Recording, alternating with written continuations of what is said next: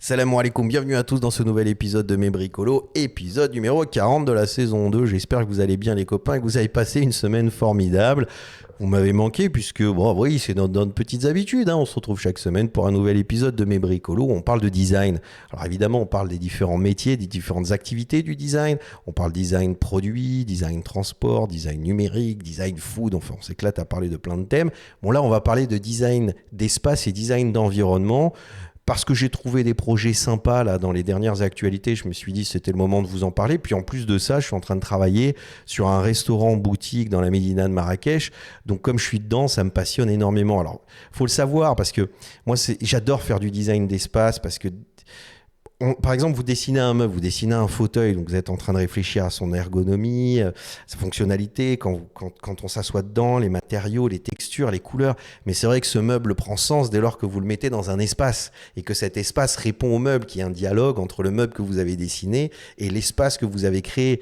Donc souvent, quand un designer travaille sur un restaurant, sur un hôtel ou pour une boutique, ce qui est intéressant, c'est de voir comment il intègre les meubles qu'il a dessinés dans ces espaces-là. Parce que tout d'un coup, ça raconte une histoire encore plus complète. Alors c'est ce qu'on va voir. On va regarder un petit peu tout ça parce qu'il y a eu des actualités. Et on va commencer par Patricia Urquiola. Patricia Urquiola qui est une designer espagnole qui vit en Italie. Je crois qu'elle est mariée avec un Italien, c'est pour ça qu'elle vit en Italie. Alors là, faut vérifier, hein, mais je pense. Donc c'est un article, je suis tombé sur Design Milk, qui parle d'un hôtel qu'elle a fait dans le Michigan, qui s'appelle Highworth Hotel. Donc excusez-moi pour mon anglais. Mais Patricia Urquiola, alors là typiquement on est complètement dedans, puisque Patricia Urquiola, elle est très forte dans le mobilier. C'est-à-dire elle fait du design de meubles enfin les meubles qu'elle dessine sont absolument exceptionnels. Donc elle s'est fait connaître, hein. C'est un meuble qu'elle avait réalisé à l'époque pour Moroso. Donc ce meuble, il est quand même... Bon, il est assez ancien, il n'est pas tout nouveau, mais elle s'est fait connaître vraiment littéralement avec ce meuble-là. Je pense qu'il a plus de 10 ans, ce meuble. Et d'ailleurs, il a été très copié, hein, énormément copié. On trouve très souvent des copies de ce meuble-là. Et il y a là dessiné plein de meubles qui sont absolument extraordinaires. Moi, j'aime beaucoup le travail de mobilier qu'elle réalise. Mais là, ce qui est intéressant, c'est que comme elle a travaillé sur cet hôtel, comment elle a intégré le mobilier dans cet hôtel, c'est ça qui devient tout de suite beaucoup plus intéressant. Et d'ailleurs, on le remarque, hein, ne serait-ce que pour cette image. Donc on voit les couleurs, on voit l'atmosphère et on voit un petit peu qu'elle a repris un peu ce thème sur les murs, sur les cloisons, les luminaires, etc. Donc, il parle de ce projet d'hôtel, donc c'est intéressant, il y a de jolies photos. Je trouve que quand on va sur le site de Patricia Urquiola, donc là on est sur le site de Patricia Urquiola, c'est plus intéressant parce que on voit mieux les photos, c'est plus sympa. Alors c'est vrai que moi ma tête est partout, donc là l'escalier on le voit pas trop devant et tout ça. Mais par exemple, tiens voilà, on voit ici, c'est une photo que j'aime bien là, celle-là avec ce meuble derrière que je trouve très intéressant. Donc voilà, on voit qu'il y a vraiment un beau travail de mobilier et on voit que l'intégration est plutôt intéressante. Par contre, je suis assez déçu, je ne sais pas ce que vous en pensez, mais je suis assez déçu par l'espace en lui-même. C'est-à-dire que je trouve que, en l'occurrence, et on le voit aussi ici, c'est-à-dire en l'occurrence, je trouve que les meubles apportent une vraie esthétique à l'espace, ça c'est clair, c'est-à-dire il y a vraiment un cachet, ça donne un atmosphère particulier, mais sinon, si on regarde son design d'espace, je trouve ça plutôt basique, c'est-à-dire que elle s'est inspirée, donc elle a fait une sélection de meubles, t'as l'impression qu'elle ait fait ça, quoi. Qu'elle a fait ça, c'est-à-dire qu'elle a fait une sélection de meubles, et puis après qu'elle a appliqué les couleurs des meubles qu'elle a sélectionnés dans l'espace. Vous voyez ce que je veux dire ? Donc bien sûr, il y a un travail de matière, c'est cohérent, mais je trouve ça assez basique, hein. Donc je tourne peut-être les photos assez rapidement parce que j'essaye de vous montrer un petit peu tout ça, mais moi je vous conseille d'aller voir son site internet et de voir ses créations, c'est-à-dire son travail de design de mobilier. Et après, comme ça, vous verrez la différence. Donc, je parle de Patricia Urquiola parce que ça me permet d'aller vers un deuxième designer que je trouve super bon, qui est aussi un grand designer. Alors lui, c'est américain, mais bon, d'origine égyptienne, c'est Karim Rachid. Hein, on en avait déjà fait une vidéo sur lui. Et alors lui, j'adore parce que lui, par exemple, vous avez vu ces meubles qu'il a dessinés. Donc là, c'est dernièrement, c'est toujours sur Design Mix, c'est la collection Casual avec un K. Qu'il a dessiné, donc c'est meubles qui sont édités, hein, que vous pouvez vous commander. Et j'aime bien l'intégration qu'il a fait dans cet espace, quoi. Je trouve ça assez dingue. C'est-à-dire, c'est très réussi. Alors moi, j'adore ces tons acidulés, un petit peu colorés. C'est pour ça que j'aime bien Karim Rachid. Bien sûr que on n'aime pas. Il y a des créations de Karim Rachid que j'aime pas du tout. Donc là, on est sur son site internet. Donc comme ça nous permet de regarder un peu mieux les images. Alors évidemment, voilà, il y a des choses pour lesquelles on peut être plus sensible que d'autres. Je suis d'accord, mais moi j'adore cet univers avec ce canapé, on a envie de s'y poser. On est souvent sur des créations où les canapés, si on compare avec Patricia Urquiola par exemple, bon voilà, on a moins cette sensation. Lui, il est toujours dans l'exagération des formes et des courbes. Et je trouve que c'est ce qui donne beaucoup de charme à ses créations. Oh, la 3D, là, on voit la 3D qui est pas super bien réalisée. D'ailleurs, je dois vous le noter, je dois quand même le signifier. Là, c'est quand même beaucoup mieux fait. Donc là, et par exemple, la table, j'aime beaucoup aussi cette table. Donc, en fait, par exemple, là, ce qui est intéressant, c'est de voir comment Karim Rachid a travaillé ces meubles et comment il les a mis en scène dans un espace. Donc, évidemment, je pense que là, pour le coup, si on est chez soi, je sais pas... Moi, je me verrais pas vivre dans un espace complètement rose, même si j'ai beaucoup de couleurs dans mon appart. Je vis pas dans un espace tout rose et jaune. Mais, mais par contre, je trouve ça intéressant la façon dont il a articulé ça, quoi. J'aime bien. Et puis, j'adore ce meuble. J'adore ces meubles. Et bon, ça permet de voir aussi une nouvelle façon, c'est-à-dire sa perception. Donc, on a vu Patricia Urquiola avec ses meubles, la façon dont elle les a intégrés dans son hôtel, dans l'hôtel qu'elle a dessiné, pardon. Là, on voit Karim Rachid avec cette nouvelle collection qu'il a créée, la façon dont lui l'intègre dans un espace pour le mettre en scène. Et là, on arrive sur, pour moi, le master. Alors là, c'est Dizine. C'est, comment il s'appelle ? C'est Marcel Wanders, qui a dessiné le VIP lounge de l'aéroport de Schiphol. Voilà. Et qui est donc évidemment en Hollande, puisque lui est hollandais, designer hollandais. Alors là, c'est next level, les gars. Alors là, par exemple, on est typiquement Marcel Wanders, designer, donc il a fait des meubles absolument incroyables. Je vous conseille d'aller voir un petit peu son site internet. Il a fait des meubles dingues. Moi, je suis fan de ces meubles. Et alors, ce qui est intéressant chez Marcel Wanders, c'est que c'est peut-être... c'est entre du Patricia Urquiola et du Karim Rachid. C'est-à-dire, on a le sens du détail et de la ligne de Patricia Urquiola, mais on a la personnalité un petit peu excentrique et colorée de Karim Rachid. C'est la combinaison des deux, mais parfait. Hein. C'est vraiment, si Karim Rachid et Patricia Urquiola avaient un fils spirituel du design, ce serait Marcel Wanders qui allie parfaitement les deux. Et c'est pour ça que j'aime beaucoup Marcel Wanders, parce que ce que je reproche à Karim Rachid, c'est parfois d'être trop... c'est des projets qui sont... Des fois, on voit des meubles et on se dit, ouais, enfin là, il a jeté une idée, mais il n'est pas allé jusqu'au bout, c'est pas fini, c'est pas complètement pensé. Et Patricia Urquiola, des fois, c'est trop rigide. Il y a trop cette rigidité, il n'y a pas assez d'excentricité. Et là, on arrive avec, regardez-moi ça, comme c'est beau.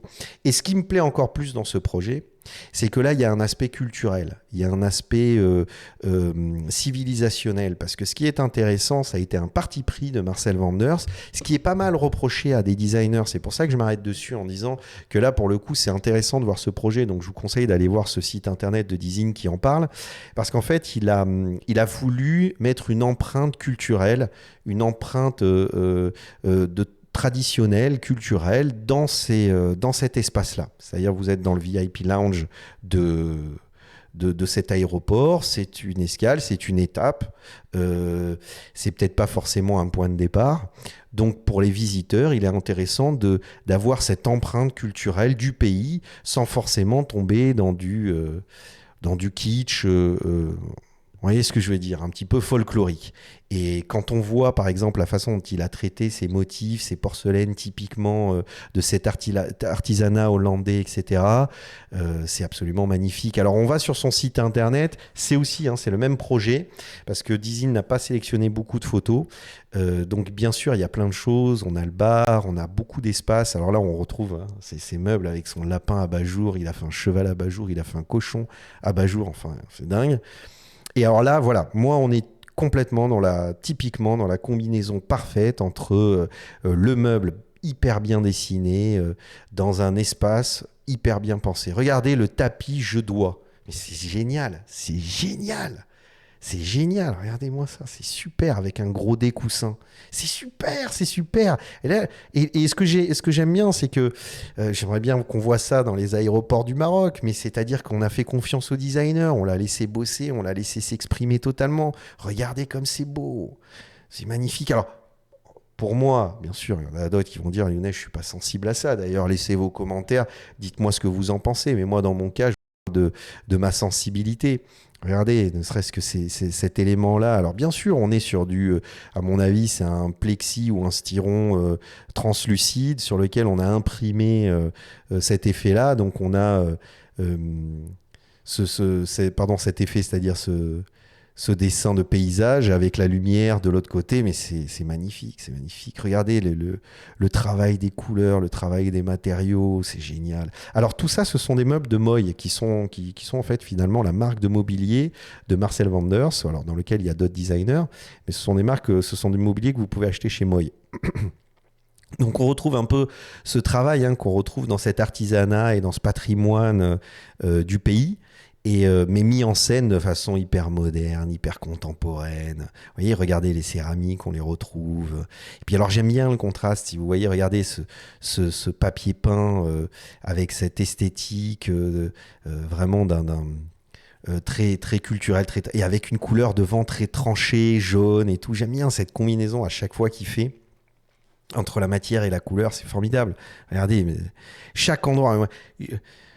Si je pouvais, je partirais là-bas, j'irais au VIP Lounge de cet aéroport pour aller découvrir ça. Parce que moi, j'adore quand je vois ce tapis au sol avec les grandes fleurs et tout ça. Mais même ces chaises, il y a un côté onirique. Enfin, ça raconte une histoire. Alors là, ce ne sont que ces créations. Donc là, on a une mise en scène parfaite et on va s'arrêter sur cet espace-là que je trouve un des espaces les plus beaux parce que la façon dont il a travaillé la descente de peinture en s'arrêtant vraiment à ce niveau-là, c'est une super belle idée. Et je ne sais pas si elle est de lui, mais en tout cas, elle est magnifique. Et j'adore la combinaison. Donc là, on est typiquement, vous voyez, quand même une différence, c'est-à-dire entre l'évolution, donc je vous parle de Patricia Urquiola, dont j'adore son travail, hein, mais plus dans le mobilier que dans l'espace, où je suis vraiment déçu du travail qu'elle a fait pour cet hôtel, parce que la mise en scène n'est pas vraiment... Il n'y a pas ce dialogue réel entre le mobilier qu'elle a sélectionné, qu'elle a dessiné, et l'espace. Après, on va sur du Karim Rachid, où là, ça explose ses feux d'artifice. On le voit comment il a mis en scène. Malheureusement, on ne voit pas cette collection mise dans un hôtel ou dans un restaurant, parce que là, en l'occurrence, il présentait la collection, mais on voit ça, son type de mise en scène. Et là, on arrive sur Marcel Wanders. Vous voyez, regardez, comme c'est magnifique. Alors bon, l'écran, il casse tout, hein. Je suis désolé, mais moi, j'aime pas ça. Mais je veux dire, en dehors de ça, c'est absolument magnifique. Vous voyez ce que je veux dire?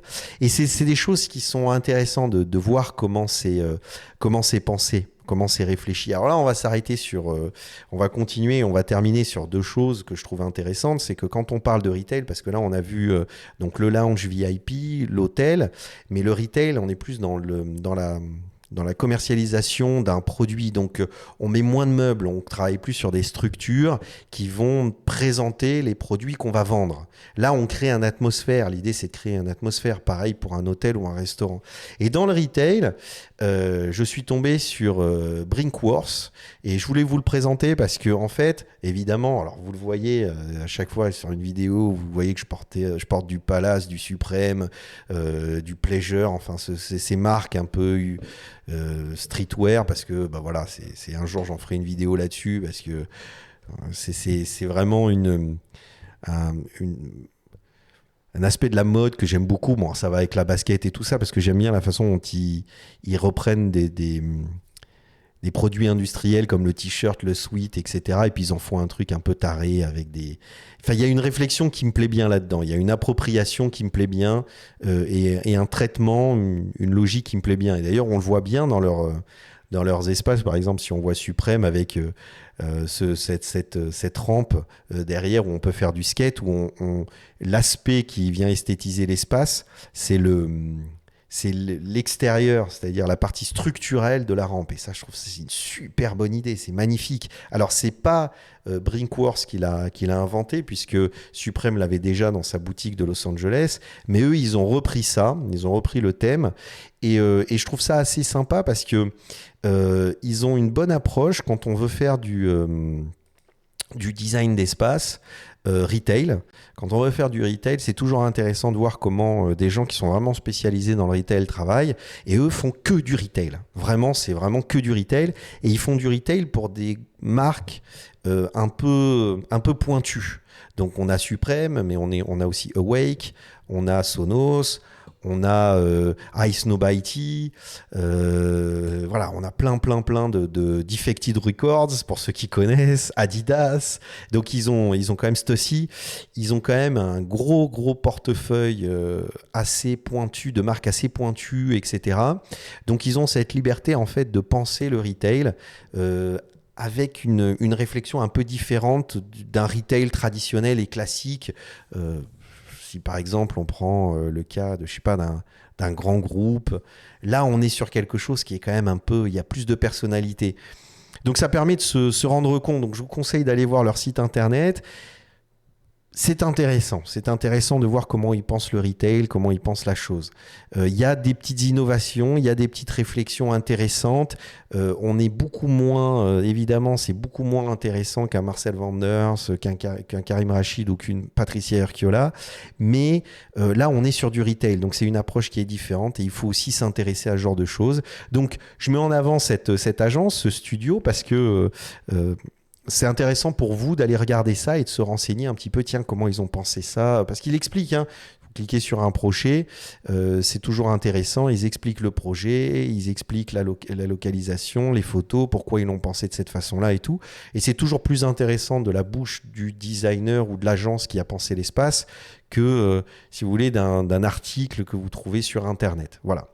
Donc, on va terminer cet épisode de Mes Bricolos, parce que bon, ça y est. Je terminerai, bien sûr, sur cette actualité dont Design Boom en a parlé. Le musée Yves Saint-Laurent de Marrakech a publié, donc, dans l'édition Fédon, justement, c'est le studio KO, hein, qui est le studio d'architecture qui a conçu cet espace, a publié, en fait, le livre sur toute la conception et la fabrication, la mise en place avec Pierre Berger à l'époque, les dessins et tout de ce bâtiment qui a quand même gagné beaucoup de prix d'architecture. Donc pour ceux qui aiment Marrakech, qui sont de Marrakech, qui connaissent le musée, moi j'ai eu la chance de faire une scénographie pour une exposition pour ce musée et puis d'y aller très souvent. Donc je vous conseille d'acheter ce bouquin parce que c'est toujours intéressant. Moi c'est ce que j'aime et c'est ce qu'on essaye de faire dans ces épisodes de Mes Bricolos, c'est-à-dire c'est toujours intéressant d'aller regarder et de se renseigner et de réfléchir à comment le designer, l'architecte a pensé cet espace, a pensé cet objet, et ça c'est quelque chose que j'aime aborder. Donc si on fait ces épisodes de Mes Bricolos, c'est un peu ça, c'est-à-dire on se dit, ah tiens, ce projet, cet objet est intéressant, je le trouve sympa, ce meuble, je l'aime beaucoup, mais tiens, quelle est la réflexion derrière, quels sont les matériaux utilisés, quelles sont les techniques de fabrication, c'est pour ça qu'on parle d'impression 3D, on parle de beaucoup de choses dans ces épisodes de Mes Bricolos. Donc si vous n'êtes pas abonné, abonnez-vous, ça me fait super plaisir. Si vous avez réussi à regarder cet épisode jusqu'à la fin, vous êtes vraiment des tueurs, les gars. Je vous kiffe parce que vraiment c'est cool de le faire, et puis on se retrouve la semaine prochaine pour un nouvel épisode de Mes Bricolos, et en attendant je vous laisse avec des épisodes qui s'ouvrent à ma gauche et à ma droite, et on se retrouve la semaine prochaine. Pslama à tous, bye.